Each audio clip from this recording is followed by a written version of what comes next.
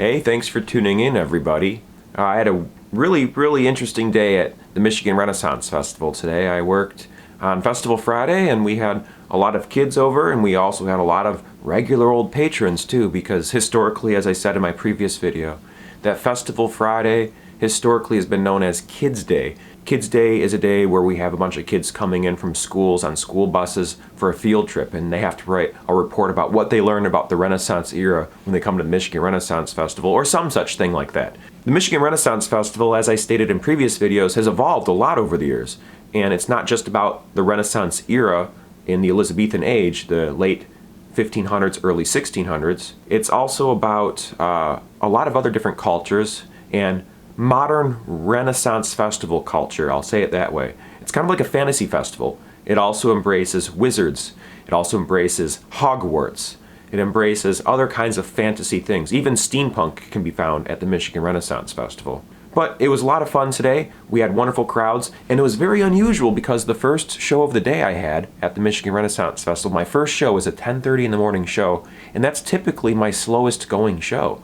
I don't really have a lot of people that show up for those. Maybe I'll get a couple dozen at best, and sometimes an audience as small as 6 or 7 people, because the big stage, known as the Green Grove stage, when you first enter the festival, is on the left-hand side. So you walk in, you make a right, and there's a big stage right there that pulls your attention in. And there's some wonderful acts on that stage. You have Pictus, you have Rick Rock Zoo, and you have Rogue Blades, the comedy sword fighting show.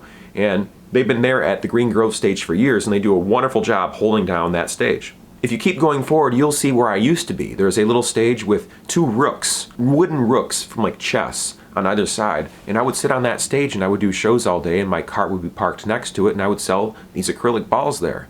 But if you keep going further down, you enter the festival, you go straight in, you'll see the maypole, and you'll see all the peasant dancers. You make a right immediately, and you follow along the right side of the festival. You'll eventually come to a stage called Igors Roost. And that's where I do my shows at 10:30 in the morning, 12 o'clock noon, 2:15 in the afternoon, as well as 4 o'clock. So my 10:30 show today for Festival Friday was packed. It was the busiest show I've had in the morning, and by far the busiest show I had all day that day. I had at least 80, probably about 100 people who came and went throughout the whole course of the show, and a peak audience of about 60 people. Because sometimes people stop in, they watch for a little while, and they want to go somewhere else because their kids pulled them that direction, or because they were thirsty or had to use the bathroom. People come and go. That's part of what it is to be a stage entertainer. Now, sometimes you can keep a majority of the audience. In fact, often you can keep a majority of the audience compelled in watching your show.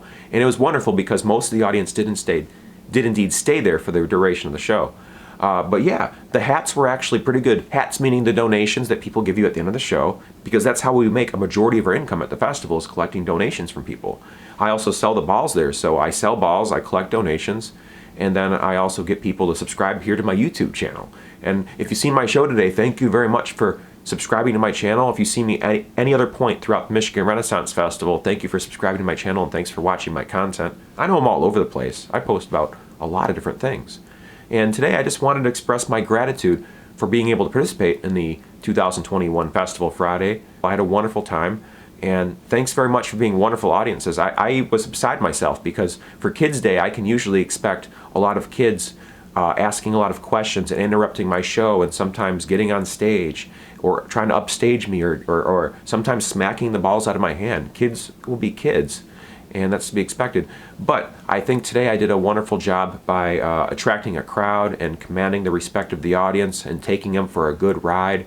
I felt a lot more comfortable in my own skin, a lot more comfortable about how I did my show. There was a couple shows I actually felt proud of. Instead of beating myself up over the things I said or I didn't say, whether I misfired a line or I didn't say the line I wanted to say.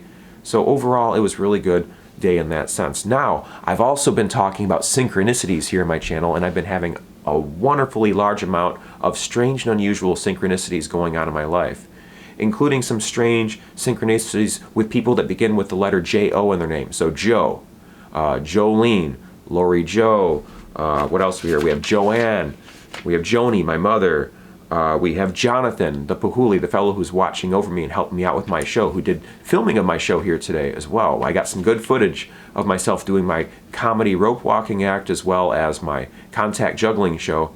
I like to tell everyone it's a two-part show. It's a buy one, get one free show. So you buy one show, you get the second one for free, and it's a free show and there's no refunds. So that's just a little funny play on words there. But for me, a lot of the people, at least in my mind, that's been going on recently with all these synchronicities happening, Joe, the prefix of J-O, represent people who are playful and parental and protective of me, and are looking out for my best interest and being helpful and in a playful, fun way. And you can be parental and motherly or fatherly, but also at the same time still be playful and fun and childlike at the same time. So that's been very interesting, and I know what's in a name. Shakespeare says, what's in a name in Romeo and Juliet, or rather, Juliet said that when she was up on the balcony. But that's besides the point. That's J-U, and that's not necessarily J-O.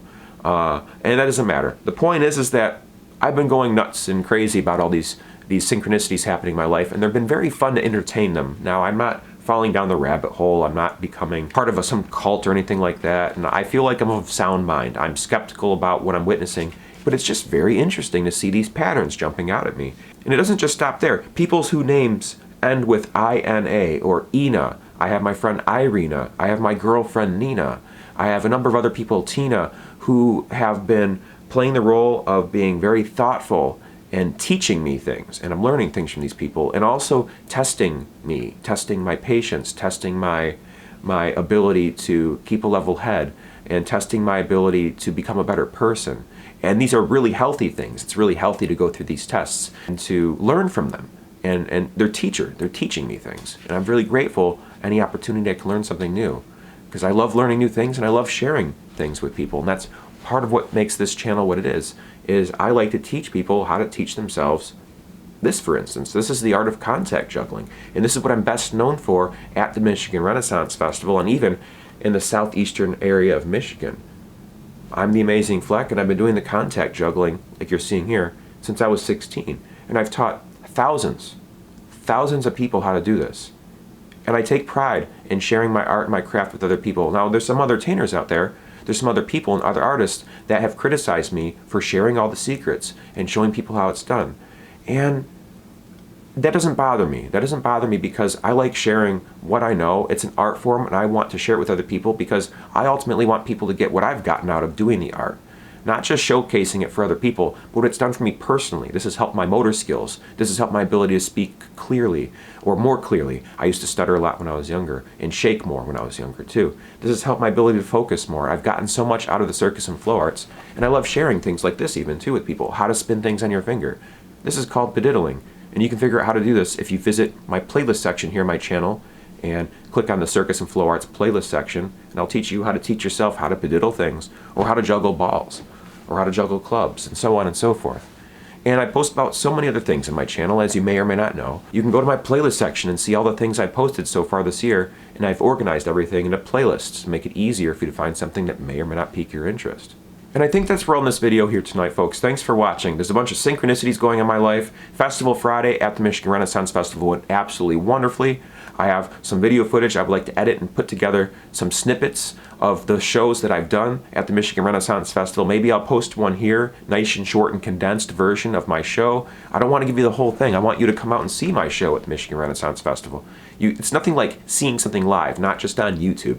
And that's one of the big reasons why I don't do a lot of my juggling or my tightrope walking antics or a lot of those sorts of things on my YouTube channel. I want people to see me as an artist and as a human being communicating thoughts and ideas, not just a contact juggler dancing and manipulating spheres or devil sticks or walking tightropes. And that's all fine and dandy, but I want to expand my ability to be entertaining and provide value for people out there in the world, which is exactly what this YouTube channel is all about. And it's going to keep improving as time goes on. And I'm excited and very enthusiastic about making more videos down the line and providing something that's more valuable and more entertaining as we move forward into the next year, when I reduce my posts to once a week instead of every single day, which admittedly is killing me, and it's affecting my personal life in a lot of different ways. I need to spend more time with my loved ones. I need to spend more time with my girlfriend. I need to make more quality time for them, and I'm working so many jobs.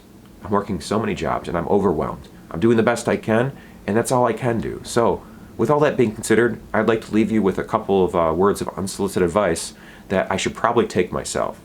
And I have been taking myself, in all honesty. I've been doing the best I can. So remember to never give up, and to do your best, and to stay true to you and who you are on the inside, and to be amazing, my friends. Please be amazing by being the best version of exactly who you are. Thanks again for watching my videos. I know they're all over the place. I'm a weird guy, but I appreciate anyone out there who's willing to listen to me. So please check out my playlist section once again, and I'll see you in the next video. Till then, good night, folks. Bye-bye.